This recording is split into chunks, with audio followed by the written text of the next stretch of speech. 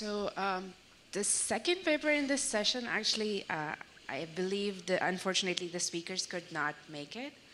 But I just want to double check if anyone in the audience is a replacement to represent this second paper, which is From Interaction to Independence, ZK snarks for transparent and non-interactive remote attestation. Is there anyone in the audience who is here to present on the speaker's behalf?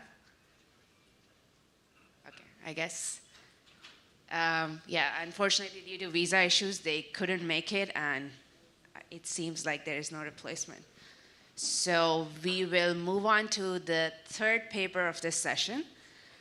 This paper will be presented by Tarun Yadav from Brigham Young University. And Tarun will talk about the security and usability of local attacks against FIDO2. Please take it away.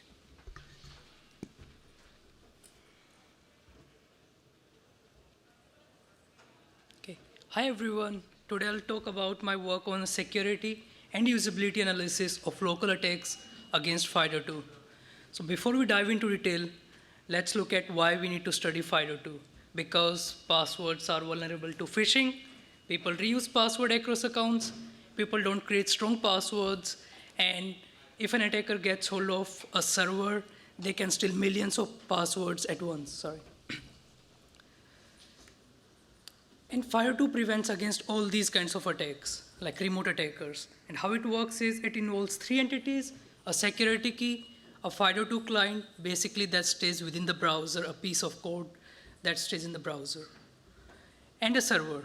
So when a user wants to register their security key, they send a request to the server sends a challenge back to the client, which is forwarded back to the security key.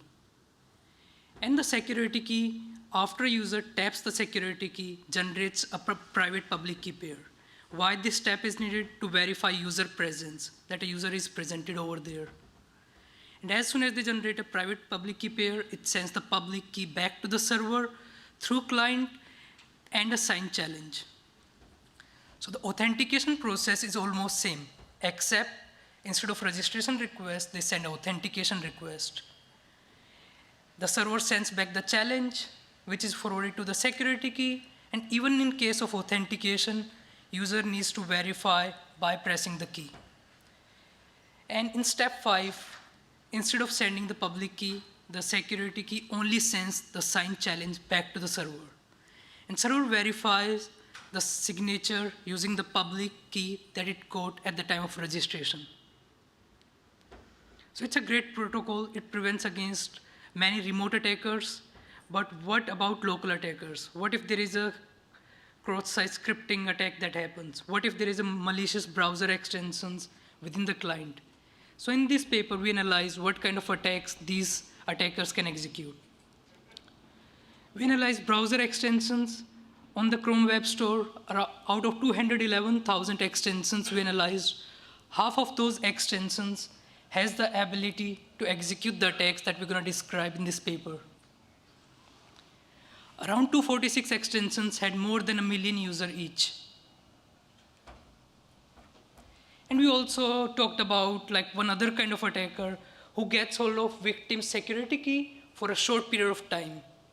And then they can clone it and return the security key back to the victim without them knowing that they ever took their security key. So in the paper, we presented around 7 attacks. We then demonstrated their feasibility by implementing a browser extension and then performed a user study to ensure the feasibility of attacks and if users can detect these attacks or not. So in this talk, I'll only be talking about 3 attacks out of 7. Before we dive into the details of synchronized login attack, let's look at how passwords work. So if I'm using passwords, when I try to log into an untrustworthy machine using my Facebook account, I can be sure that even if an attacker can get hold of my Facebook password, they can never log into my bank account, assuming I'm using different passwords for my different accounts. But with security keys, it's different because the security key stores all private keys, including my Facebook and bank account.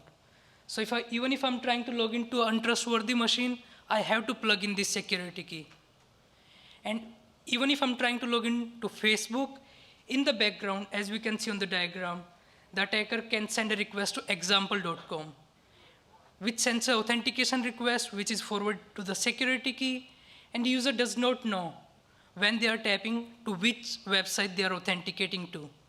So they assume they are authenticating to facebook.com, but basically they are authenticating to example.com here. So that's how attacker establishes a session with a example.com in this case. Just to make sure that the user gets in to the website they were trying to log in, the attacker can also send a request to facebook.com in the background. And now user again get an option to tap the security key. The first time they tap, nothing happened. They tap it again, they are in to facebook.com, what they were trying to do from start.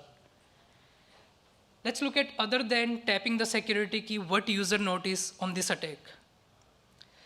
So as you see on the left diagram, the user is trying to log into github.com, but the browser pop-up shows and says they are authenticating to chase.com.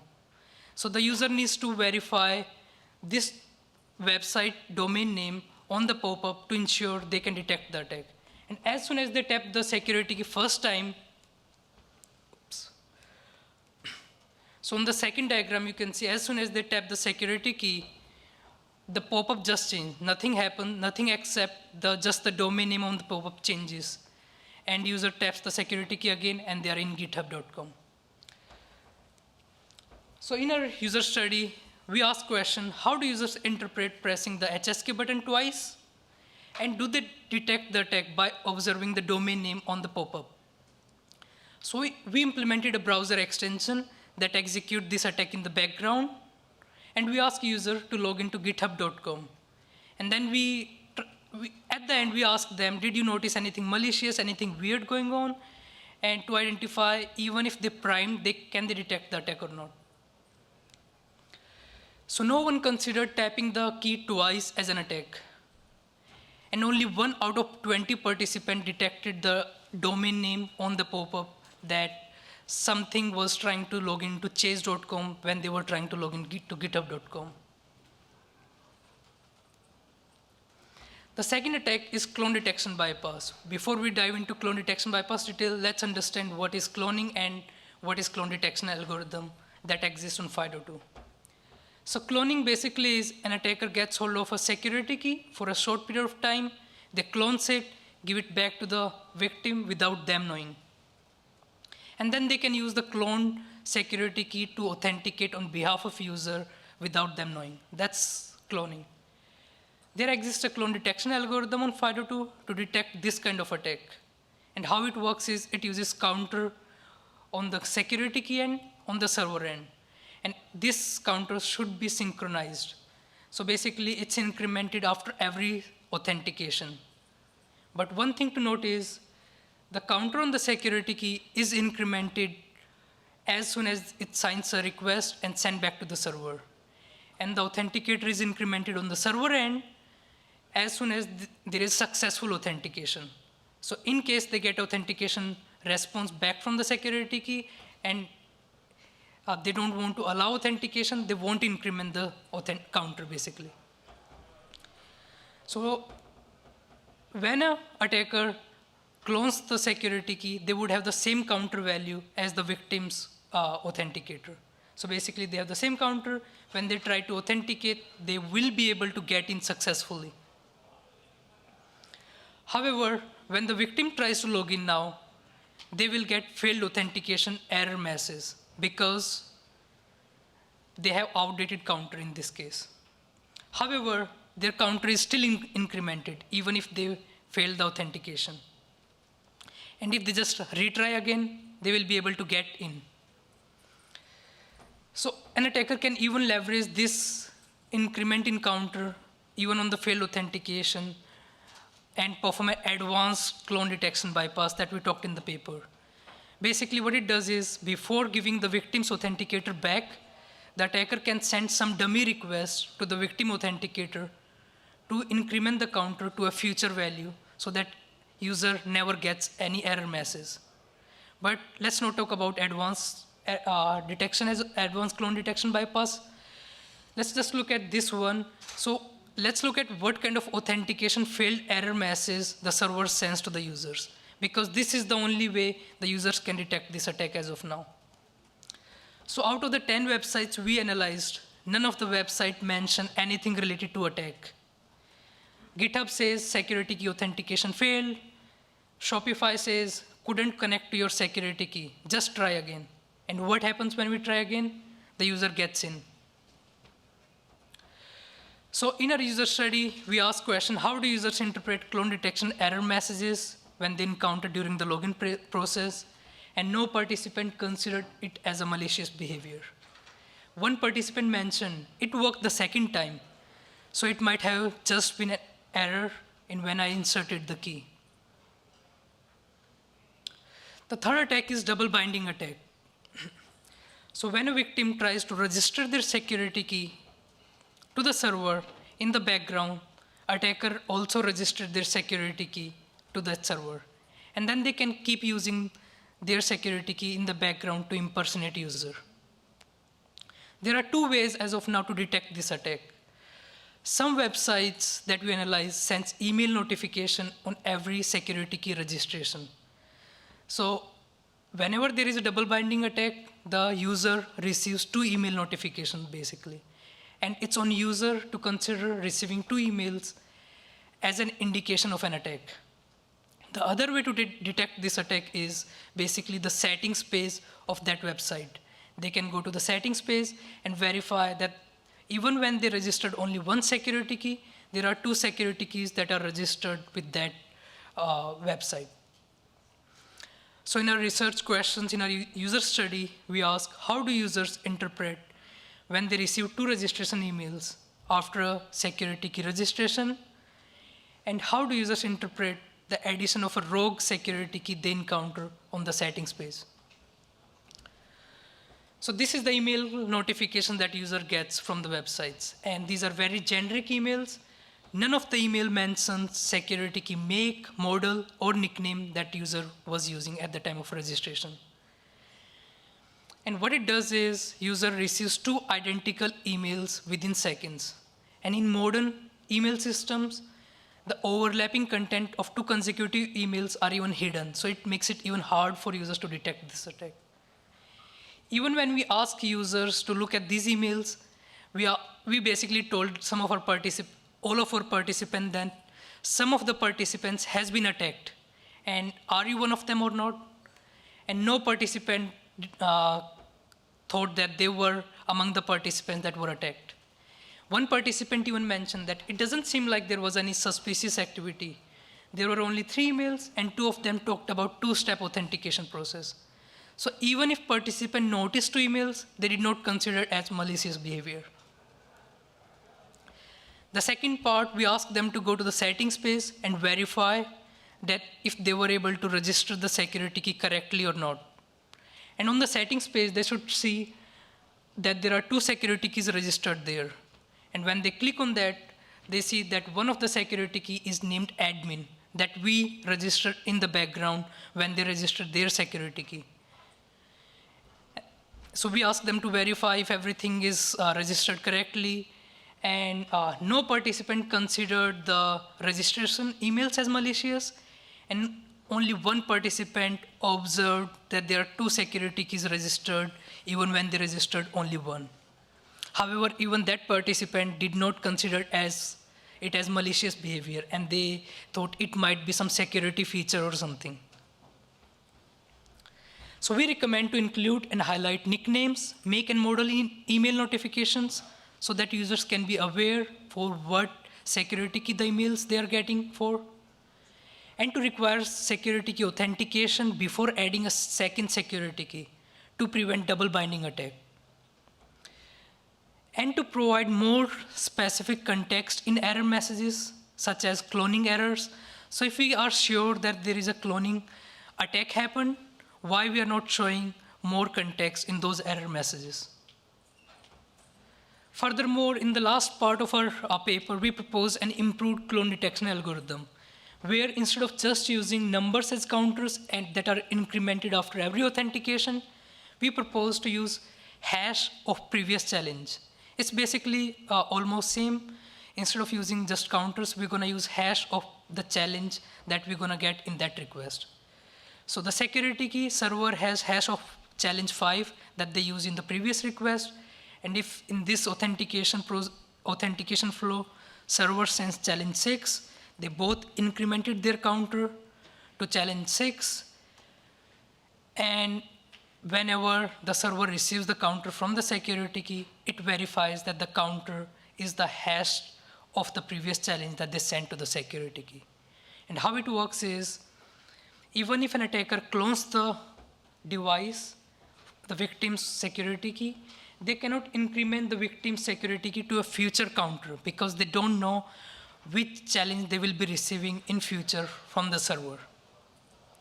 And when they clone it, all three parties will have the same counter value. And whenever the attacker authenticates using their clone device, their counter is incremented to the hash of the latest challenge they received, to which the victim can never reach to. So basically, they will always get the error message, and basically it's on the relying party to detect this attack and have a recovery mechanism for the user. So in our research, we demonstrated the feasibility of 7 local attacks that has not been studied enough as of now. And then we prototyped a malicious browser extension to demonstrate that these attacks are feasible. And we analyzed Chrome web extensions, and around half of those extensions has permissions to execute the attacks that we proposed. And then however, we did not find any evidence in the wild that these attacks are happening as of now. We performed 2 user studies, which shows that current error messages and detection methods are ineffective to detect these attacks. And we presented improved clone detection algorithm and recommendations. And with that, I would like to conclude my talk and open to questions.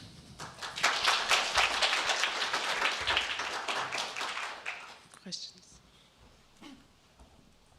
Hi, Arjun, Purdue University. Thank you very much for such a great talk. Really cool work. So I had a question on, so beyond the computational methods to detect and prevent attacks and UX changes that you recommend, I think this paper is in a really good position to synthesize like guidelines for users themselves to spot certain types of attacks, sort of like guidelines for users to detect phishing attacks. Is this something you've considered doing? Yeah, I think that's a great question. And trying to come up with guidelines for the users, from my experience, has never worked for the security community. So basically, I would say it's not a great idea to say that users should be able to verify these domain names, but we should be able to make sure that they see that. We had done tons of research in how users can verify logs on URLs to ensure that they are using TLS communications, right? So I propose we should come up with new methods, how we can make sure that they are either verifying these domain names before authenticating, or they never need to, basically. That would be ideal scenario. So we are working on that. So we are currently working on methods to prevent some of the attacks without even involving the users. So if you're more interested, come and talk to me offline. Thank you.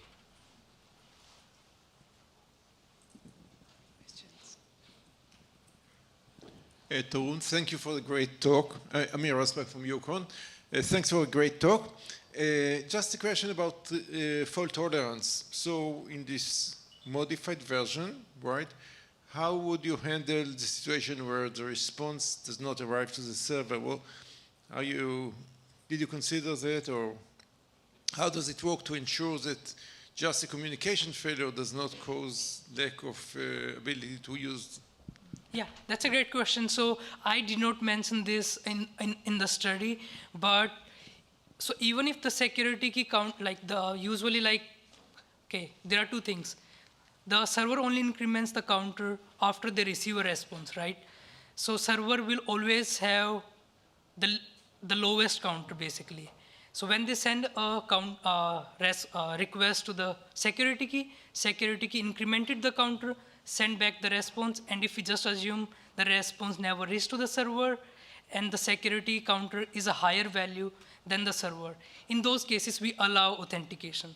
So the idea is not to have complete synchronization, but a security key has to have equal or a higher counter value, basically.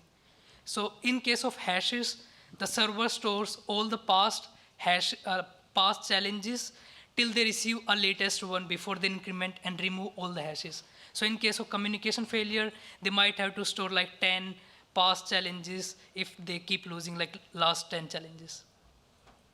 Yep. Any other questions? We have a bunch of time for questions. Hi, Eric Pauly, Wisconsin-Madison. Thanks for the talk. I was curious, so under the FIDO2 threat model, it's sort of assumed that the browser is a trusted component.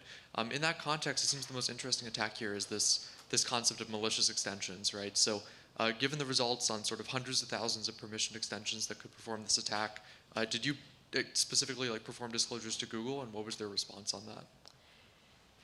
That's a great question, I guess. So we tried to reach out to Firefox, not to Google specifically, and they were interested in our early research. We shared the paper with them, but from my understanding, it's not like high priority for them as of now, and it might get better with time, but as of now, they think there are other attacks that browser extensions can execute, that they are not worried about FIDO2 the time we last talked to them, and it's been more than a year or so. So things might have been changed. Yeah, I'd be really curious on the Chrome side, especially because Google has taken a lot of steps to sort of depermission extensions, especially with Manifest v3. So it'd be interesting to hear what their response is, if that's actually an achievable threat model. Yeah, yep. Great, thank you.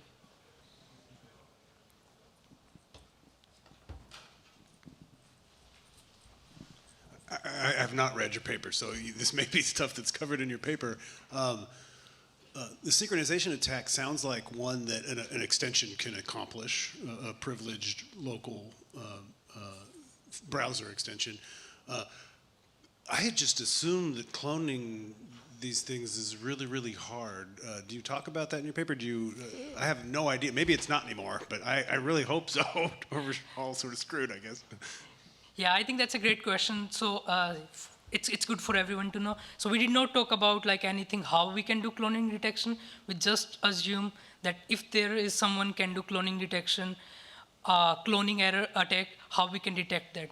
And why we went in that direction, because there already exists a clone detection algorithm in FIDO2. So we just assume that it's an important threat model for FIDO2 that we should be worried about before somebody starts. And there are already exist some paper who were able to clone, but just to let you guys know, it took them around 10 hours just to clone it. Hope there are dozen things comes become faster and faster with time, with new hardware, I guess. Yep. Any other questions? I guess I have a question. So I wonder if the participants in your user study, do you see any differences based on, let's say, their background or how familiar they are with how tech savvy they are, or how careful they are about authentication, or in general about security? I would say we did not even try to measure that correlation, so I'm not sure if there was or not, but at least in both, we performed 2 user study. One was online on Prolific, one was in person in lab. So in both the studies, on the Prolific, we explicitly told participants, like I mentioned, that some of the users are under attack. So you have to, whatever we ask, you should just tell us if you were under attack or not, and how you did, basically. So even if they are not privacy conscious, or if they are not worried about security, we believe they were looking from that angle, right? And in also in the lab study that we performed, we basically tried to do the same thing, but we did at the end. So we asked them to just register or authenticate using a security key. And at the end, we explicitly asked them, did you notice anything weird going on? So that's trying to prime them to think from a secure or privacy perspective to get their opinion. So we did not notice correlation, or we did not even try to measure the correlation between those things. Makes sense. Thank you.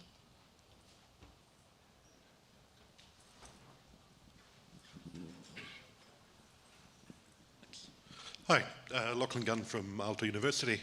So you suggested adding an additional authentication step to try to deal with the double binding attack. Could you perhaps elaborate a little bit on how that works? Like, for example, how do you deal with the case where the attacker would register their key first? I just missed the last part. Sorry, like, for example, how would you deal with the case where the attacker tries to sneak in their key registration first and then add the user key with the second authentication? Is it regarding the recommendation? Yes. Okay. Yeah, for sure. Like that's one way for sure to do that, and they can like using the second secure. If you just require the first security key if you just require the security key to register the second security key, and they are attacking just at the time of registration, they will be able to get in, like you mentioned, for sure. But in the paper, we also talked about like the delayed one. So in some cases, there is some delay, like you register your security key right away, and the attacker registers their security key through a already existing session after an hour or after a few days. But if they are trying to attack at the time of registration and they register their security key before, they will be able to register the user's key and there will be successful double binding authentication attack. Yep. Okay, thank you very much. Yeah. All right. I guess I feel bad for Tarun because we have more time for questions. So. Happy to answer. I'm one of the co-authors, but I'll ask the question anyway since there's time. No, hey, you started this work, you mostly talk about 2FA. I mean, FIDO2 has really been talked about 2FA.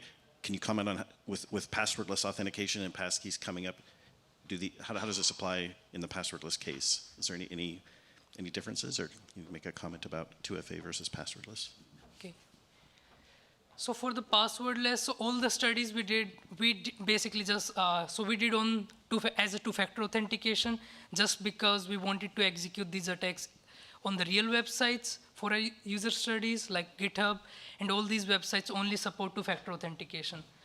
But all the attacks we did on FIDO2 are also applicable on passwordless authentication because they follow the same model. Regarding passkeys, I haven't like even thought too much regarding passkey and how these attacks might be applicable there. I think for sure, without like thinking it through, for passkey, it's gonna be worse than these because with security key, at least we have some like user presence mechanism, and with passkeys, because we are using platforms as a hardware, in some cases we might not even require user presence, and scripts, if they are in the client, they can automate everything, like clicking on some button or just entering like a PIN code, assuming they have access to PIN code. All right, let's thank Tarun. And